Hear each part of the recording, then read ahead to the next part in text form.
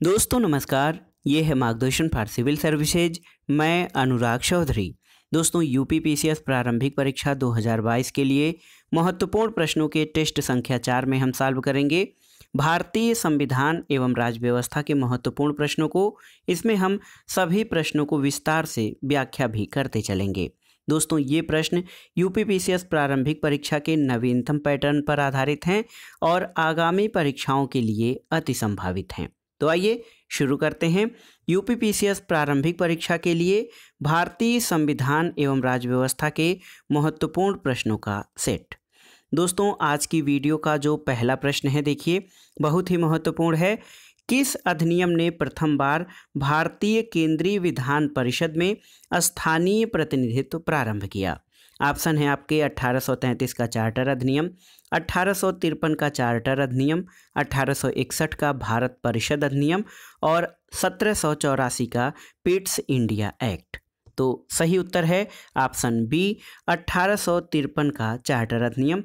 दोस्तों इस अधिनियम के द्वारा प्रथम बार या पहली बार भारतीय केंद्रीय विधान परिषद में स्थानीय प्रतिनिधित्व प्रारंभ किया गया।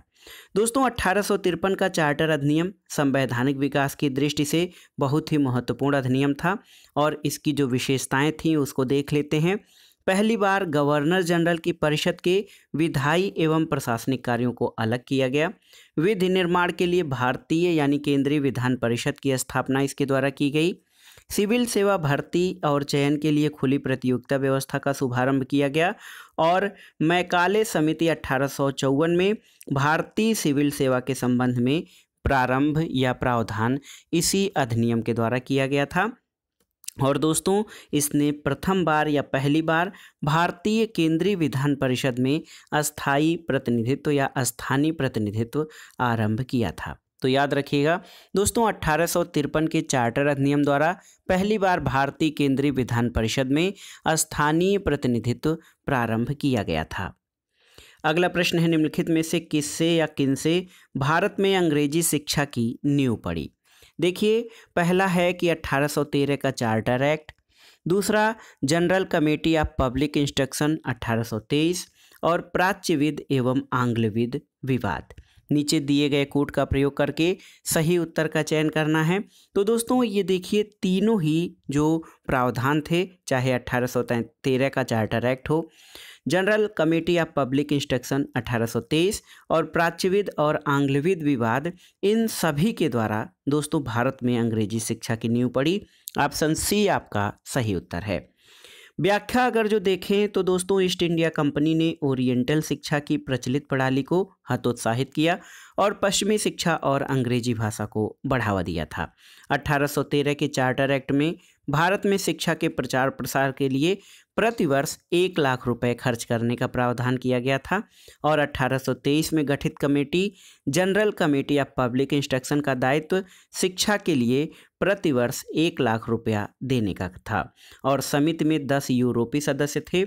अध्यक्ष इसके लॉर्ड मैकाले थे। इसके बाद governor general Lord William Cavendish Bentinck, जिसका शासनकाल 1828 से 1835 रहा। इसके समय में 7 मार्च 1835 को लॉर्ड मैकाले के प्रस्ताव को स्वीकृत कर भारत में अंग्रेजी को उच्च शिक्षा का माध्यम मान लिया गया। इससे स्पष्ट है दोस्तों कि 1813 का charter act, general committee of public instruction 1823 और प्राच्यविद एवं आंग्लविद विवाद, इन तीनों ने ही भारत में अंग्रेजी शिक्षा की नींव रखने में महत्वपूर्ण भूमिका निभाई थी। और एक महत्वपूर्ण तथ्य आप जान लीजिए दोस्तों, भारत में आंग्ल शिक्षा के समर्थकों के नेता ट्रेवेलियन थे, जबकि एसटी प्रिंसेप प्राच्य शिक्षा के समर्थकों में थे। अगले प्रश्न पर आते हैं दोस्तों। प्रश्न है कि 1835 का गवर्नमेंट ऑफ इंडिया एक्ट क्यों महत्वपूर्ण है? देखिए ऑप्शन है आपके, यह भारतीय संविधान का मूल स्रोत है। इसके द्वारा भारत को स्वतंत्रता मिली। इसमें भारत का विभाजन उल्लिखित है और इसके द्वारा रियासतें समाप्त हुई।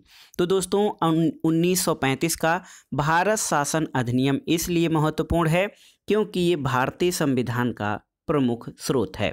आप अगर जो देखें तो दोस्तों भारत के संविधान में जो संवैधानिक ढांचा प्रयुक्त किया गया है वो काफ़ी हद तक 1935 के भारत शासन अधिनियम से प्रेरित है। इसलिए 1935 का गवर्नमेंट ऑफ इंडिया एक्ट बहुत ही महत्वपूर्ण है। दोस्तों भारत शासन अधिनियम 1935 में जो प्रमुख प्रावधान किए गए थे उन प्रावधानों को जानना जरूरी है। एक संघात्मक सरकार की स्थापना, केंद्र में द्वैध शासन की स्थापना, प्रांतों में द्वैध शासन के स्थान पर स्वायत्त शासन, द्विसदनी केंद्रीय विधानमंडल, प्रांतीय शासन व्यवस्था, केंद्र और प्रांतों में शक्तियों का विभाजन और फेडरल न्यायालय यानी संघीय न्यायालय की स्थापना, ये सब 1935 के भारत शासन अधिनियम के महत्वपूर्ण प्रावधानों में थे। दोस्तों भारत शासन अधिनियम 1935 से ली गई विशेषताएं जो भारतीय संविधान में बहुत ही महत्वपूर्ण है, उसमें संघीय तंत्र, राज्यपाल का कार्यालय, न्यायपालिका, लोक सेवा आयोग, आपातकालीन उपबंध और प्रशासनिक विवरण। अगले प्रश्न पर आते हैं दोस्तों। 1946 में निर्मित अंतरिम सरकार में कार्यपालिका परिषद के उपसभापति कौन थे? ऑप्शन हैं पंडित जवाहरलाल नेहरू, डॉक्टर एस राधाकृष्णन, सी राजगोपालाचारी या डॉक्टर राजेंद्र प्रसाद। तो सही उत्तर ऑप्शन ए जवाहरलाल नेहरू। दोस्तों आप समझने का प्रयास कीजिए कि 1946 में जो अंतरिम सरकार गठित हुई थी उसमें कार्यपालिका परिषद के उपसभापति पंडित जवाहरलाल नेहरू थे। और अंतरिम राष्ट्रीय सरकार की घोषणा कब की गई थी? ये तिथि थी 24 अगस्त 1946 और सरकार ने 2 सितंबर 1946 को कार्यभार संभाला था। कार्यपालिका परिषद अंतरिम सरकार का पदेन अध्यक्ष वायसराय को बनाया गया था, जबकि उपाध्यक्ष या उपसभापति जवाहरलाल नेहरू को बनाया गया था। अगला प्रश्न बहुत ही महत्वपूर्ण है। एक कथन है, किसने कहा था संविधान सभा कांग्रेस थी और कांग्रेस ही भारत था? सही उत्तर क्या हो जाएगा? दोस्तों सही उत्तर है इसका ग्रेनविल ऑस्टिन। दोस्तों ऑस्टिन का कथन था कि संविधान सभा कांग्रेस थी और कांग्रेस ही भारत था। ग्रेनविल ऑस्टिन प्रसिद्ध इतिहासकार थे। इन्हें पद्मश्री पुरस्कार से भी नामित किया गया है, सम्मानित किया गया है और इनकी पुस्तक का नाम है the Indian constitution, Granville Austin. दोस्तों ग्रेनविल ऑस्टिन का कथन है कि संविधान सभा कांग्रेस थी और कांग्रेस ही भारत था। एक आसान सा प्रश्न आप जानते भी होंगे, रेगुलेटिंग एक्ट कब पारित किया गया था आपको बताना है दोस्तों। तो सही उत्तर है 1773 में। देखिए ऑप्शन सी आपका सही उत्तर है। रेगुलेटिंग एक्ट या हिंदी में जिसको नियामक अधिनियम कहा जाता है, ये ब्रिटिश संसद द्वारा ईस्ट इंडिया कंपनी के कार्यों की निगरानी और नियमन के लिए 1773 में रेगुलेटिंग एक्ट पारित किया गया था। और इस एक्ट के प्रावधानों के तहत बंगाल के गवर्नर को बंगाल का गवर्नर जनरल बना दिया गया और बम्बई और मद्रास प्रेसिडेंसियों को कलकत्ता प्रेसिडेंसी के तहत लाया गया।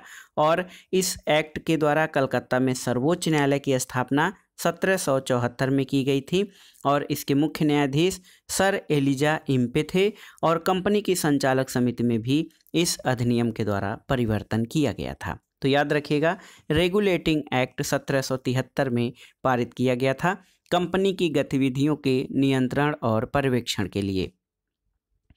अगला प्रश्न है दोस्तों, निम्नलिखित अधिनियमों में से प्रथम बार किसमें गवर्नर जनरल ऑफ बंगाल के पद के लिए प्रावधान किया गया था? तो सही उत्तर क्या है? उत्तर है दोस्तों option A regulating act 1773।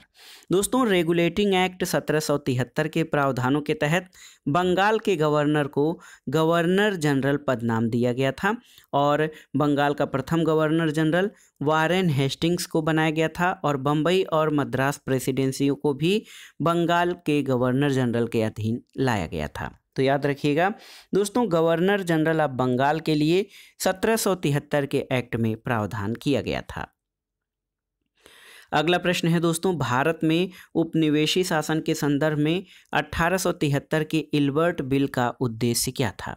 Option है जहां तक अदालतों की दांडिक अधिकारिता का संबंध था, भारतीय और यूरोपीय लोगों को बराबरी पर रोकना, देसी प्रेस की स्वतंत्रता पर कड़ा अंकुश लगाना क्योंकि उसे उपनिवेशी शासकों का विरोधी समझा जाता था, प्रशासनिक सेवा परीक्षाओं में भारत में करवाना ताकि देसी भारतीयों को उसमें बैठने के लिए प्रोत्साहित किया जाए, और शस्त्र एक्ट में संशोधन कर देसी भारतीयों को शस्त्र रखने की अनुमति देना। तो इसमें सही उत्तर क्या है दोस्तों, भारत में उपनिवेशी शासन के संदर्भ में 1873 का इल्बर्ट बिल विवाद का उद्देश्य था, जहां तक अदालतों की दांडिक अधिकारिता का संबंध था, भारतीयों और यूरोपीय लोगों को बराबरी पर लाना था।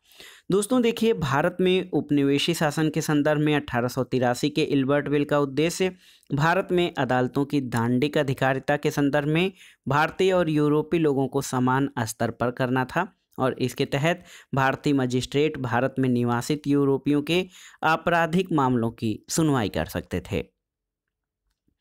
अगला प्रश्न दोस्तों, सूची 1 का सूची 2 से सुमेलन करना है। इसमें देखिए, सूची 1 में जो है कुछ प्रावधान दिए गए हैं और सूची 2 में अधिनियमों का नाम दिया गया है। तो दोस्तों इसको मिलान करते हैं। नियंत्रण परिषद की स्थापना, ये पिट्स इंडिया एक्ट, दोस्तों पिट्स इंडिया एक्ट 1784 के द्वारा ये नियंत्रण परिषद की स्थापना की गई। इसके अलावा सर्वोच्च न्यायालय की स्थापना रेगुलेटिंग एक्ट या नियामक अधिनियम 1773 के द्वारा। ईसाई मिशनरियों की जो है दोस्तों भारत में कार्य करने की अनुमति किसके द्वारा, तो ये 1813 के चार्टर अधिनियम द्वारा दी गई। और गवर्नर जनरल की परिषद में कानूनी सदस्य की नियुक्ति का प्रावधान चार्टर एक्ट 1833 के द्वारा किया गया था। तो सही उत्तर 2, 1, 3, 4 ऑप्शन ये आपका सही हो जाएगा। 2, 1, 3, 4 ऑप्शन बी सही उत्तर है। अगले प्रश्न पर आते हैं दोस्तों, बहुत ही महत्वपूर्ण है। सूची 1 का सूची 2 से सुमेलन करना है। देखिए, चार्टर एक्ट 1813, चार्टर एक्ट 1813 के द्वारा क्या प्रावधान किया गया, तो दोस्तों चार्टर एक्ट 1813 के द्वारा भारत में कंपनी का व्यापारिक एकाधिकार समाप्त कर दिया गया था। ए का दूसरा हो जाएगा। दूसरी बात ये कि रेगुलेटिंग एक्ट 1773, तो इसके द्वारा कंपनी के निदेशकों को कंपनी के प्रबंध से संबंधित सभी पत्राचार और दस्तावेज ब्रिटिश सरकार को प्रस्तुत करने को कहा गया था।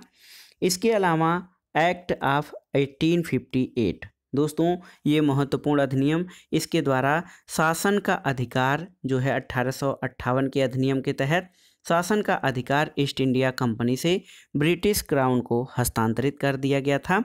और दोस्तों पिट्स इंडिया एक्ट 1784, इसके द्वारा देखिए भारत में ईस्ट इंडिया कंपनी के कार्यों को पूरी तरह विनियमित करने के लिए ब्रिटेन में एक बोर्ड ऑफ कंट्रोल स्थापित किया गया था। तो सही उत्तर क्या हो जाएगा, 2, 4, 3 और 1।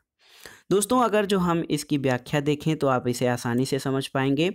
चार्टर एक्ट 1813 के द्वारा चीन के साथ व्यापार और चाय के व्यापार को छोड़कर दोस्तों 1833 के एक्ट द्वारा इन्हें भी समाप्त कर दिया गया था। भारत में कंपनी का व्यापार एकाधिकार समाप्त कर दिया गया। रेगुलेटिंग एक्ट 1773 के तहत ईस्ट इंडिया कंपनी के निदेशकों को कंपनी के प्रबंध से संबंधित सभी पत्राचार और दस्तावेज ब्रिटिश सरकार को प्रस्तुत करने को कहा गया, जबकि भारत में ईस्ट इंडिया कंपनी के कार्यों को पूरी तरह विनियमित करने के लिए ब्रिटेन में एक board of control Pitt's India act 1784 के तहत स्थापित किया गया। और 1858 के अधिनियम द्वारा आप जानते हैं कि 1857 की क्रांति के बाद 1858 में जो अधिनियम पारित किया गया उसमें भारत में शासन करने का अधिकार कंपनी से लेकर ब्रिटिश क्राउन के हाथों में दे दिया गया। अगला प्रश्न है दोस्तों, देखिए किस अधिनियम ने भारतवासियों को अपने देश के प्रशासन में कुछ हिस्सा लेना संभव बनाया, तो आप जानते हैं ये था चार्टर अधिनियम 1833। ऑप्शन ए आपका सही उत्तर है। दोस्तों चार्टर एक्ट 1833 ने सर्वप्रथम भारतवासियों को अपने देश के प्रशासन में कुछ हिस्सा लेना संभव बनाया। इस एक्ट द्वारा योग्यता को कंपनी के कर्मचारियों की नियुक्ति का आधार बनाया गया और इसी एक्ट की धारा 87 में ये प्रावधान किया गया कि भारतीय क्षेत्र के किसी भी मूल निवासी को धर्म, जन्म स्थान, वंश, रंग या इनमें से किसी भी आधार पर कंपनी के अधीन किसी भी नियुक्ति के अयोग्य नहीं ठहराया जाएगा। तो याद रखिएगा, चार्टर एक्ट 1833 के द्वारा भारतवासियों को अपने देश के प्रशासन में कुछ हिस्सा लेना संभव बनाया था। अगला प्रश्न है दोस्तों, ब्रिटिश इंडिया के निम्नलिखित में से किस एक अधिनियम ने सामूहिक कार्यचालन के स्थान पर विभाग या विभागीय पद्धति द्वारा वायसराय की कार्यकारी परिषद पर उनके प्राधिकार को और बल प्रदान किया। तो ये अधिनियम था Indian council act 1861। Option A आपका सही उत्तर है। दोस्तों, इंडियन काउंसिल एक्ट 1861 द्वारा गवर्नर जनरल को प्रशासनिक सुविधा के लिए नियम बनाने का अधिकार दिया गया, जिसके आधार पर लॉर्ड कैनिंग ने सामूहिक कार्यचालन के स्थान पर भारत में प्रशासन के लिए विभागीय प्रणाली की शुरुआत की, जो मंत्रिमंडल जैसी व्यवस्था थी, और इससे कार्यकारी परिषद पर वायसराय के प्राधिकार को और बल प्राप्त हुआ था। अब आइए देखते हैं दोस्तों अगला प्रश्न कि प्रश्न है दोस्तों, किस अधिनियम के द्वारा गवर्नर जनरल को अध्यादेश जारी करने की शक्ति प्रदान की गई? तो ये अधिनियम था भारतीय परिषद अधिनियम 1861। दोस्तों, भारतीय परिषद अधिनियम 1861 के माध्यम से गवर्नर जनरल को अपनी विधान परिषद की स्वीकृति के बगैर अध्यादेश जारी करने की शक्ति दी गई थी, और ये प्रावधान बाद में कतिपय परिवर्तनों के साथ भारत सरकार अधिनियम 1935 में शामिल किया गया, और यही आप जान लीजिए कि यही भारतीय संविधान के अनुच्छेद 123 के तहत राष्ट्रपति की अध्यादेश जारी करने की शक्ति का आधार बना था। तो याद रखिएगा दोस्तों, जो है 1861 के भारतीय परिषद अधिनियम द्वारा गवर्नर जनरल को अध्यादेश जारी करने की शक्ति दी गई। अगला प्रश्न है, प्रांतों में द्वैध शासन प्रणाली किस अधिनियम के अंतर्गत लागू की गई थी? तो सही उत्तर है 1919 का जो अधिनियम था भारतीय परिषद अधिनियम या इंडियन काउंसिल एक्ट 1919, और इसे आप जानते हैं कि मॉन्टेग्यू चेम्सफोर्ड सुधार भी इसको कहा जाता है। और इसकी जो विशेषताएं थी उसमें था केंद्र में द्विसदनात्मक विधानमंडल, राज्य परिषद और केंद्रीय विधानसभा की स्थापना। इसके अलावा दोस्तों इस अधिनियम में प्रत्यक्ष चुनाव प्रणाली का प्रारंभ, प्रांतों में लोकप्रिय और उत्तरदायी सरकार का गठन, केंद्रीय और प्रांतीय सरकारों के बीच प्रशासनिक विषयों का बंटवारा, प्रांतों को अधिक स्वायत्तता और प्रांतों में द्वैध शासन की स्थापना। इस अधिनियम के तहत प्रांतीय विषयों को 2 भागों में बांटकर आरक्षित विषयों का प्रशासन गवर्नर की कार्यकारी परिषद को प्रदान किया गया, जबकि हस्तांतरित विषयों को जो है प्रांतीय परिषद के चुने हुए सदस्यों को दे दिया गया। तो याद रखिएगा, प्रांतों में द्वैध शासन प्रणाली 1919 के मॉन्टेग्यू चेम्सफोर्ड सुधार के अंतर्गत लागू की गई थी। अगला प्रश्न कथन कारण से संबंधित है। निम्न कथनों पर विचार कीजिए। कथन है, द्विशासन का अर्थ प्रशासन के विषयों का 2 वर्गों में विभाजन था। इसके अलावा कारण है क्योंकि प्रांतों में उत्तरदायी शासन के बोध का प्रवर्तन कराने का प्रयास किया गया था। तो सही उत्तर है ए और आर दोनों सही है, और आर ए की सही व्याख्या करता है। दोस्तों, द्विशासन जो है या भारतीय परिषद अधिनियम 1919 के तहत प्रांतों में जो द्विशासन प्रणाली लागू करने का प्रशासनिक विषयों को 2 भागों में आरक्षित और हस्तांतरित में विभाजित किया गया था। दोस्तों, इसमें हस्तांतरित विषयों का प्रशासन प्रांतीय परिषद के चुने हुए सदस्यों को सौंपकर प्रांतों में उत्तरदायी शासन के बोध का प्रवर्तन कराने का प्रयास किया गया, और इस प्रकार कथन और कारण दोनों सही हैं, और कारण कथन की सही व्याख्या भी करता है। अगला प्रश्न है, निम्न कथनों पर विचार कीजिए कि भारत सरकार अधिनियम 1919 के प्रवर्तन के साथ शासन का ढांचा और उसकी विशेषताएं एकात्मक और केंद्रीय ही रहीं, और कारण है कि सत्ता का एक बड़ा भाग प्रांतों को प्रत्यायोजित किया गया था। तो इसमें देखिए दोस्तों, ए और आर दोनों तो सही हैं, लेकिन आर ए की सही व्याख्या नहीं करता है, क्योंकि दोस्तों भारत सरकार अधिनियम 1919 के प्रवर्तन के साथ शासन का ढांचा और उसकी विशेषताएं एकात्मक और केंद्रीय ही रही थीं, लेकिन दोस्तों इसके कारण के रूप में सत्ता का एक बड़ा भाग प्रांतों को प्रत्यायोजित किया गया। ये कारण की सही व्याख्या नहीं है। ऑप्शन बी आपका सही उत्तर हो जाएगा। दोस्तों, 1919 के अधिनियम द्वारा सरकार के कार्यों को 2 भागों केंद्रीय और प्रांतीय में विभाजित किया गया, और सत्ता का एक बड़ा भाग प्रांतों को प्रत्यायोजित कर केंद्रीय और प्रांतीय सरकारों की अधिकारिता को परिभाषित किया गया था। लेकिन अखिल भारतीय महत्व के विषयों को केंद्रीय सूची में होने और अवशिष्ट शक्तियां गवर्नर जनरल की केंद्रीय परिषद में निहित होने के अतिरिक्त प्रांतीय सूची के आरक्षित विषयों पर गवर्नर के माध्यम से नियंत्रण होने का शासन का ढांचा और उसकी विशेषताएं एकात्मक और केंद्रीय ही रहीं। इस प्रकार कथन और कारण दोनों सही हैं, लेकिन कारण कथन की सही व्याख्या नहीं करता है। अगला प्रश्न है, 1919 के भारत शासन अधिनियम के निम्नलिखित में से कौन सी प्रमुख विशेषताएं हैं? देखिए, प्रांतों की कार्यकारी सरकार में द्वैध शासन की स्थापना, मुसलमानों के लिए पृथक सांप्रदायिक निर्वाचन मंडलों की व्यवस्था और केंद्र द्वारा प्रांतों को विधायिनी शक्ति का हस्तांतरण। तो इसमें आपको बताना है कि 1919 के भारत शासन अधिनियम द्वारा कौन सी विशेषताएं इसमें ग्रहण की गई थी।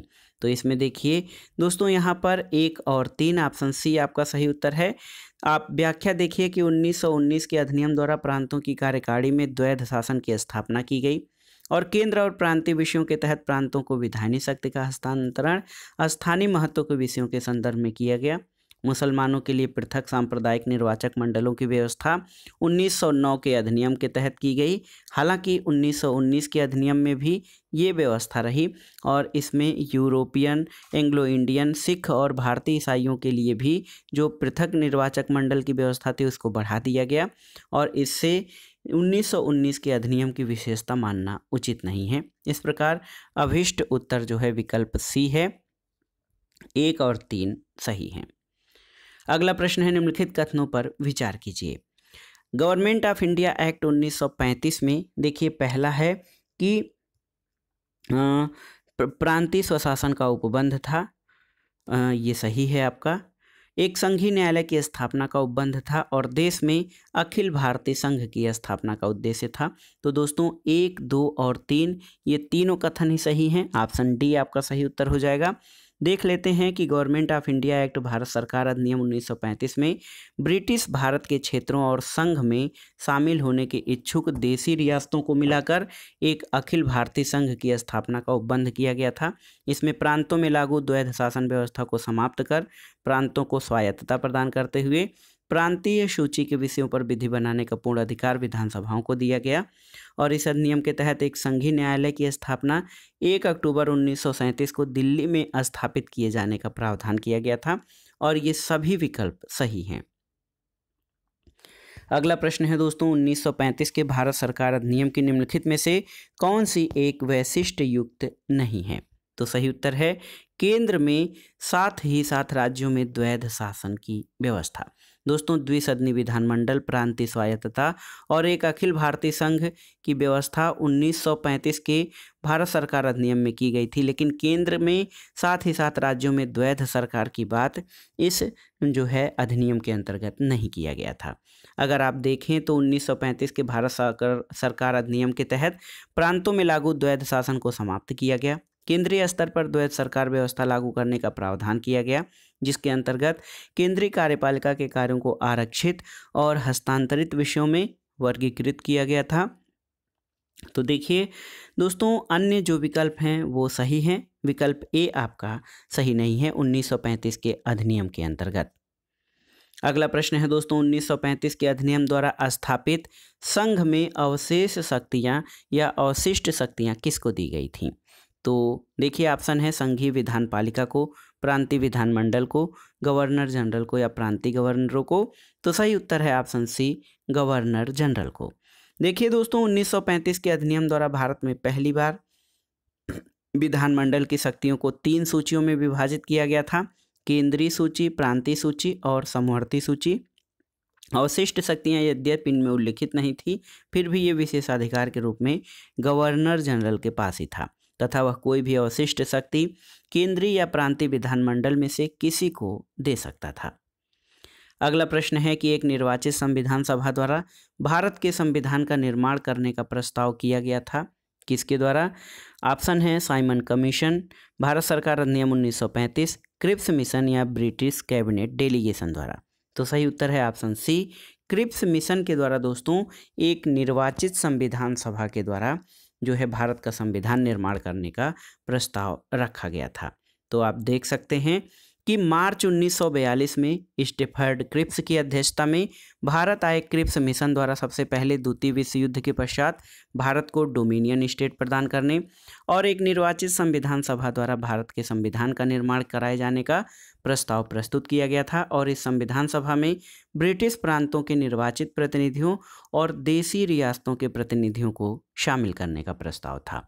तो याद रखिएगा दोस्तों, एक निर्वाचित संविधान सभा द्वारा भारत के लिए संविधान का निर्माण करने का प्रस्ताव सबसे पहले क्रिप्स मिशन द्वारा किया गया था। तो दोस्तों ये था आज का महत्वपूर्ण प्रश्नों का सेट जो कि भारतीय संविधान और राज्य व्यवस्था खंड से थे।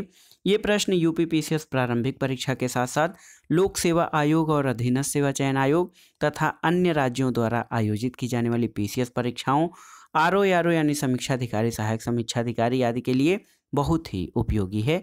आप इन प्रश्नों को तैयार कर लीजिएगा। वीडियो आपको कैसा लगा हमें कमेंट बॉक्स में ज़रूर बताइएगा। वीडियो को लाइक करें, शेयर करें और इस चैनल मार्गदर्शन फॉर सिविल सर्विसेज को सब्सक्राइब करें। वीडियो देखने के लिए धन्यवाद दोस्तों। नमस्कार।